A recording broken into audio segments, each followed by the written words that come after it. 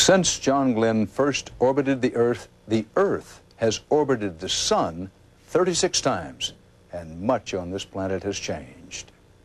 15 minutes to go before blast-off for John Glenn. In 1962, crowds gathered to watch live coverage of the Glenn launch on black and white television. Today, crowds gathered to watch the launch in color on the brand new high-definition television. Today, you can spread the news from just about anywhere.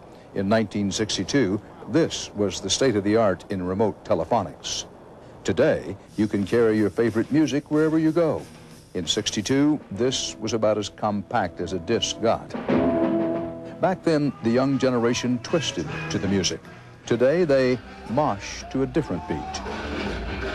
Whitey Ford led the assault. Then, the New York Yankees were champions of baseball. Championship, 4 games to 1. Today, it's the New York Yankees, which goes to show the more some things change, the more they remain the same.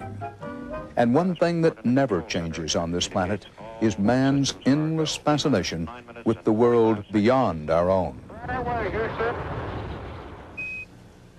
Well, that's yesterday and today. What about tomorrow, the future in space? CBS News expert space consultant Bill Harwood joins us. So, Bill, where do we go from here? Dan, this mission today marks a clear break with the past and a symbolic bridge to the future. Just a mile or so from where John Glenn blasted off today, the shuttle Endeavour stands poised for launch December 3rd to carry the first space station component into orbit for NASA.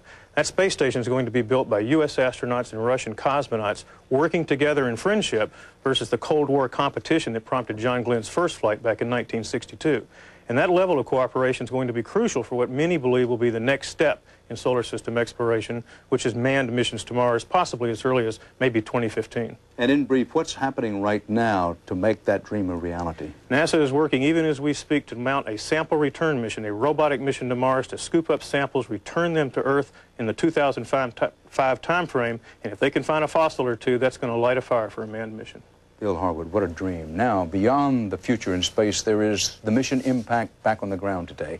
When they lighted up those engines, they fired up dreams worldwide. There, in the mix of evaporating gray smoke contrails and hard, heavy metal, is a touch of gray, but forever young, coexisting in John Glenn and in our collective dream. Human flesh and high-tech flash. The message, at any age, you can make a difference and take a new shot at life. Part of our world tonight. I'll be back here later on CBS with 48 Hours, and Russ Mitchell has a preview.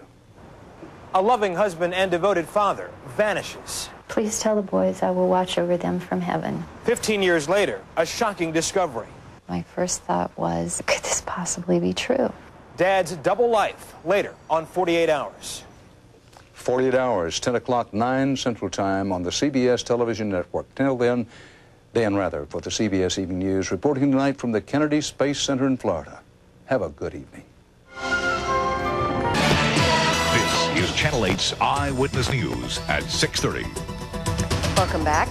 To everyone's relief, John Glenn and the crew of the shuttle Discovery are safely orbiting the Earth at this hour. The world's oldest astronaut has checked in from space. Glenn said, "Zero G and I feel fine." Lee Cowan has the latest on today's historic launch. 3, 2, 1. Booster ignition and liftoff of Discovery with a crew of 6 astronaut heroes and 1 American legend. The waiting was finally over, not only for John Glenn, but for the rest of the country, too.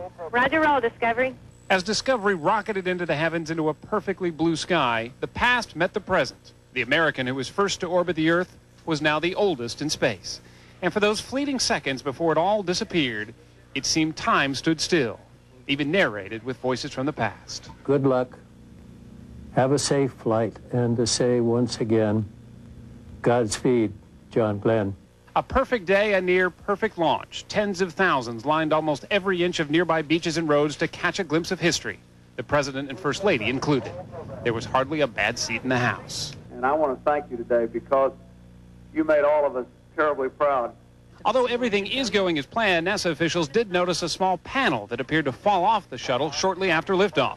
It poses no safety concerns, they say. Indeed, a small plane encroaching on the shuttle's airspace just before the launch seemed even more dangerous. Made us a little tense and made the rookie launch director sweat a little bit, but we got off successfully. For the crew, though, the work is just beginning. The orange flight suits will come off shortly after establishing orbit, when the astronauts will roll up their sleeves and begin a battery of tests and experiments. Looks like 8 full days with a hero on board before returning to Earth with stories to tell. It only took Discovery about 8.5 minutes to make it into orbit. By the time most of us are having dinner tonight, John Glenn will have already seen at least several sunsets, and he already will have been in space more than twice as long as the last time around. Lee Cowan, CBS News at the Kennedy Space Center.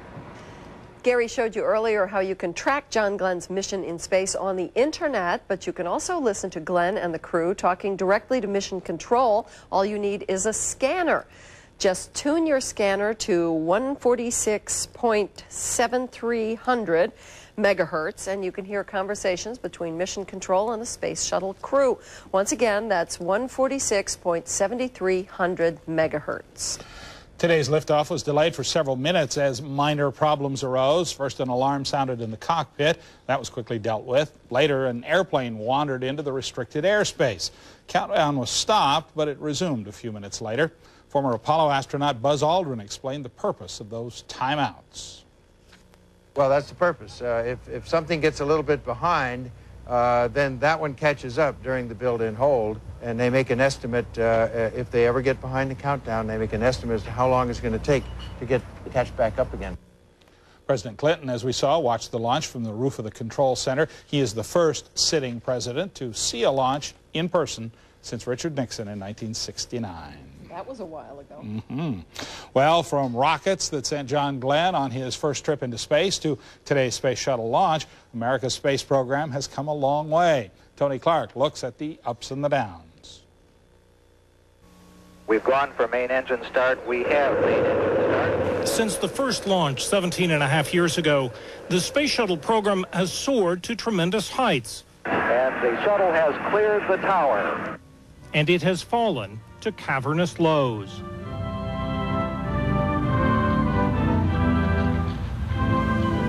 There have been 91 shuttle missions prior to Glenn's flight. Crews have spent a total of 783 days in orbit, performing experiments, launching satellites, retrieving satellites, and repairing them. They've practiced building a space station and linked up with the Russian Mir space station to learn what it's like to live and work on one. With the deployment of the Hubble Space Telescope in 1990, the shuttle helped astronomers look out into the heavens. And over the years, astronauts have returned to Hubble to give it an even clearer view. The doors just sprung open. Sure did. The space shuttle has provided a number of firsts for the U.S. space program. Sally Ride became the first American woman to fly in space in 1983. 9 years later, the crew of Endeavour included the first African-American woman in space, the first Japanese astronaut, and the first married couple on the same flight. The shuttle has offered scientists from around the world the opportunity to work in space and to show people in their homeland the peculiarities and the benefits of working in weightlessness. While the shuttle has been a workhorse for NASA, it has not always lived up to its promise. John Glenn's flight is only the fourth shuttle mission this year. There were twice as many last year. The Spartan satellite was put on Glenn's flight because it failed to operate properly on a mission last year. In 1996, there was an Italian satellite that broke its tether and floated off. A fuel cell problem cut short one mission, and bad weather and woodpeckers have kept the shuttle on the ground. In some respects, the shuttle program has even suffered from its own success. Over the years, public interest has waned as flights seem to become routine. NASA hopes John Glenn will help turn that around. Tony Clark, CNN, Johnson Space Center. While this mission is capturing the world's attention, marketing efforts are capitalizing on John Glenn's return to space. Warner Brothers is releasing a 15th anniversary video of the movie The Right Stuff. QVC, the shopping channel, is pushing a flight jacket and a pen that writes in zero gravity, must be a space pen. Mattel is rolling out a Hot Wheels John Glenn action pack. A 77-year-old former senator won't make any money off merchandise connected to the mission, but he has retained a top literary agent to field book and endorsement offers. There's one of the pens they have in space right now, just like that. Yeah. Well, we're winding down to Tuesday's general election, one of the tightest...